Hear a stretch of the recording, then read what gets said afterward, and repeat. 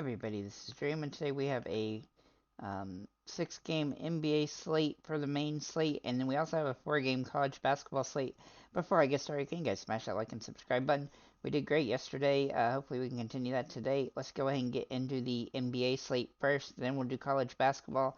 So for the injury report today, we do have an interesting injury report. However, like I said, this slate is just 6 games for the main slate. It doesn't use the night games, so keep that in mind here on DraftKings. Looking at the injury report here, Hawks, Okongwu is out. For the Cavaliers, Mitchell is questionable. For the 76ers, Batum is questionable, and Embiid and Covington are out. For the Suns, Beal is out. For the Rockets, Eason is out. For the Thunder, Hayward is doubtful. For the Grizzlies, Morant, Bain, Smart, and Pippen are out. For the Heat, Hero is questionable. Rozier and Richardson are out. For the Pelicans, Zion is doubtful, Ingram is questionable, and Daniels is out. So really, the two big question marks for this, well, three big question marks for this slate are Mitchell for the Cavaliers, Hero for the Heat, and Zion and Ingram for the Pelicans. So, but with that said, so we'll have to wait on those things. But we do have some guys that we do like today, and I'm going to do this by the price here. Now, I'm not going to really have much to say about the teams with the questionable tags yet, so do keep that in mind here. But we're going to start with Shea Alexander. Now, he's got a very favorable matchup against Washington, who he's been very good against in the past, and he has a really good opportunity to have another big game here. He's nice and fresh, and he's played well yesterday against the Clippers, and this should be a lot easier game from that perspective. I do expect him to play well in this one, and he has a lot of upside as a result. Looking at Jalen Williams for the Thunder as well. He has also played very well lately. He's been a really good player for this team. Is great second and third option with him and Chet Holmgren kind of going back and forth being the second option. But his fantasy output has been really solid. His price has come up as a result.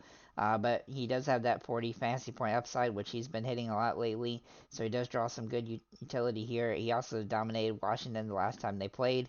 So he's definitely worth a look here. Jarrett Allen is in a really good spot here for Cleveland. Now, he's been pretty consistent when he's been healthy, and he's got a good ceiling for the slate, and he's priced pretty fairly, so he's definitely somebody I like a lot here, though he can only play center. Evan Mobley has actually been even better lately, and they both have a favorable matchup here against the Philadelphia 76ers without Embiid. So I think both of them are definitely a viable option, and you can throw Mobley in at power forward. He was a great option yesterday against Orlando, and he turned out to do really solid. Now his prices come up a little bit, but he's still in a good spot and has some good opportunity here. We also like Tyus Jones today for Washington. Tyus has played very well throughout the season, but he's gotten better and better lately, and that's really boosted his fantasy potential. He's definitely somebody that borderlines in being a core play, as he's got really good favorable matchup here, and he's been playing solid as of late. It took him a little while to start the season to get going, but now he's really playing the way we expected him to all season. And then finally, Royce O'Neal. Now he is my big core player right now. He's played a lot of minutes whenever Beal has been out since he's joined the team, and he looks like a really solid option here for this game with Beal remaining out. He should get a lot of minutes, and that should give him a lot of opportunity to score at least 20 fantasy points, which is all he needs to 5x on this slate. So he's definitely a solid play on this one. I'm going to look at the teams here real quick that do have these injuries to kind of give you my idea on what to do if Mitchell is ruled out here. Garland and LeVert would be the main two guys. That Garland would obviously get a boost as he did yesterday, where he scored 40 fantasy points. He's too cheap for that situation if he gets ruled out. Looking at the Miami Heat with Hero, Miami Heat with Hero questionable and Rozier out. Duncan Robinson will obviously get a boost, as would a couple other guys like Jaquez Jr. With Butler back, though, that does hinder them a little bit. Caleb Martin would also get a little bit of interesting potential as well. Then when we look at the Pelicans, if Zion was to miss, and he's currently doubtful, he's not even showing up here on DraftKings yet, but it was on the injury report. If he was to miss, that would give a huge boost to Murphy, Valanciunas, and then Jones and Nance. All of those guys would get a boost, as would Najee Marshall for that matter. And if Ingram misses, that would definitely give a bigger boost to McCollum and then even Alvarado. So we'll have to wait and see on those information on those injuries, but hopefully we get that news throughout the day before the slate locks. The good news is the slate is this at 7:30 and 8 o'clock games, so there's not too much risk from that perspective. We should get the information in time. Looking over at the college basketball slate here, we do have an interesting slate. We have 4 games on this one, 2 up-tempo games and 2 slow-down games. The 2 up-tempo games are the Toledo, Bowling Green, Yale, Cornell 2 games, and then the slow-down games are the Fordham game and the Nevada game. Now, these 2 games do have slowdown, but Nevada is favored with the biggest spread on the slate with a 9-point spread here. They're favored to win now. 3 of the 4 games, the home team is favored to lose, and that would be the one exception here is going to be,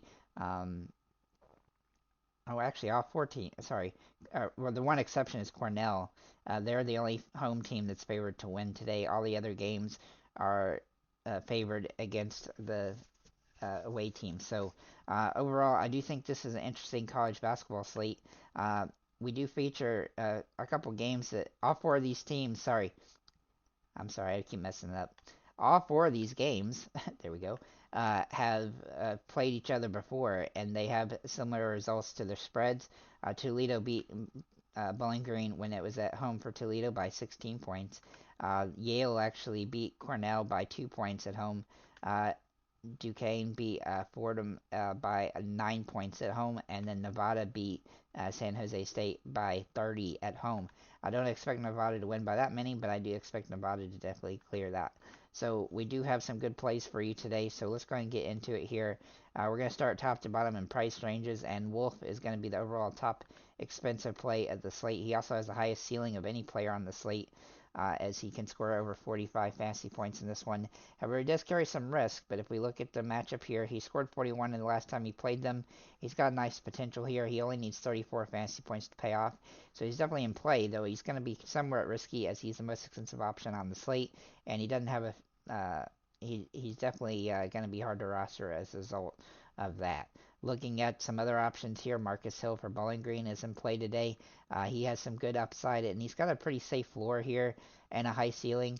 He's got a pretty high ceiling considering his price, which is good, and he has some nice potential here. He also had a solid game against Toledo the first time at 33 fantasy points, which is right at where he needs to be on this one.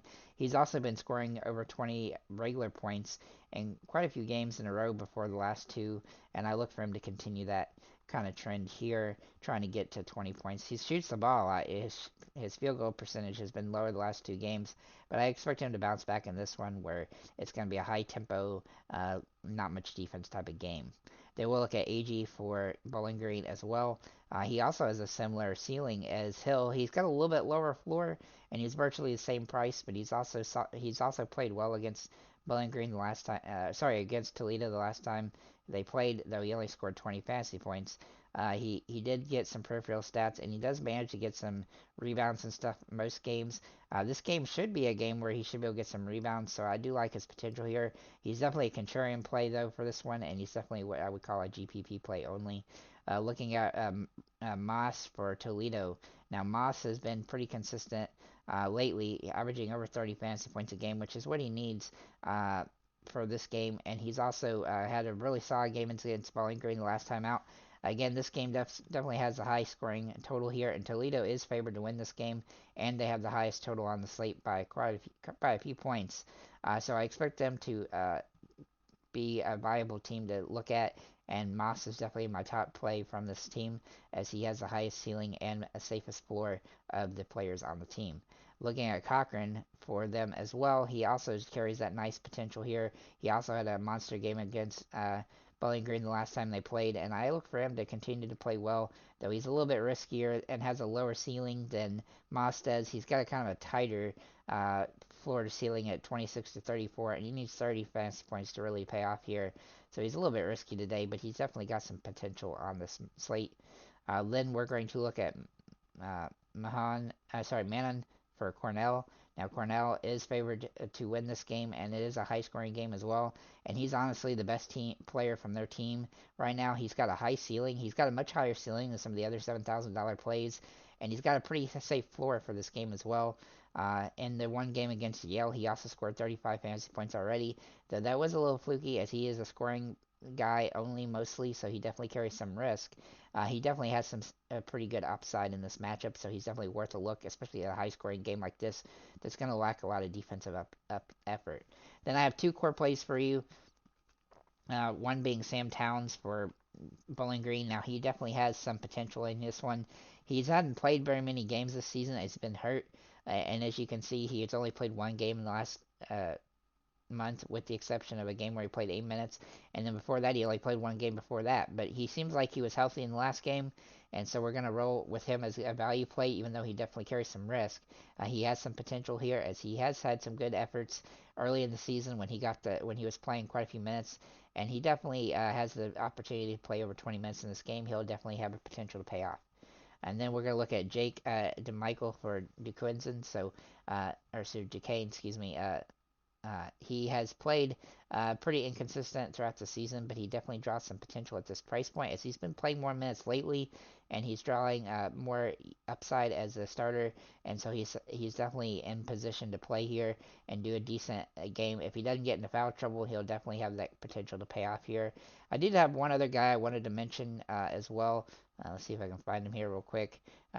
Cardenas for San Jose State, as he's been kind of their best player in several games, and so he's definitely worth a look as a starter. He definitely carries a lot of risk because they expect to get blown out here, but he did manage to do well against Nevada the last time they played, and he should get the minutes regardless of the outcome of the game, because he tends just to play through it. So with that said, guys, thank you for liking, commenting, subscribing. If you have any comments or questions about these slates, feel free to leave them below, and have a nice day, guys.